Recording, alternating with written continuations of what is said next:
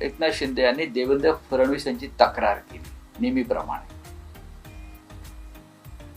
की ते आमची कोंडी करतायत,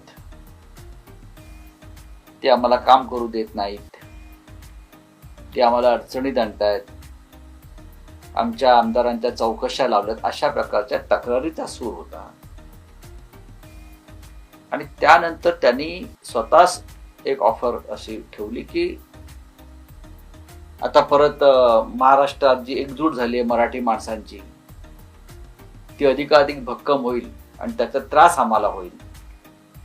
काही करून ही एकजूट जी होते आहे त्याच्यामध्ये आपल्याला लक्ष घालावं लागेल तुम्हाला, आणि हे मराठी माणसाची एकजूट कशी तोडता येईल, ती तुटली नाही तर राजकीय दृष्ट्या आपल्याला फार मोठं नुकसान होईल. याच्यावर दोघांनी चर्चा केली. याच्यावरती अमित शहानी विचारलं फिर शिंदे जी क्या आपके मन में क्या है. तेव्हा शिंदेजी म्हणाले की मला मुख्यमंत्री करणं हा त्याच्यावरचा उपाय.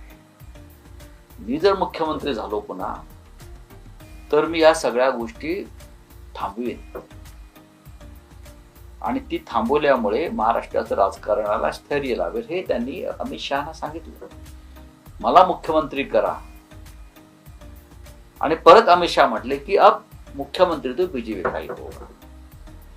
त्याच्यावर त्यांनी सांगितलं की मी माझ्या गटासह पूर्णपणे भारतीय जनता पक्षामध्ये विलीन व्हायला तयार आहे.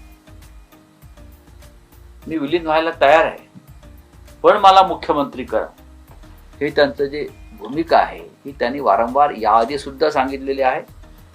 आणि काल पुन्हा एकदा ते इतके डेस्परेट आहेत की मी माझा जो काही गट आहे तुम्ही स्थापन केलेला हा तुमच्याकडे मी विलीन करतो, पण मला मुख्यमंत्री करा.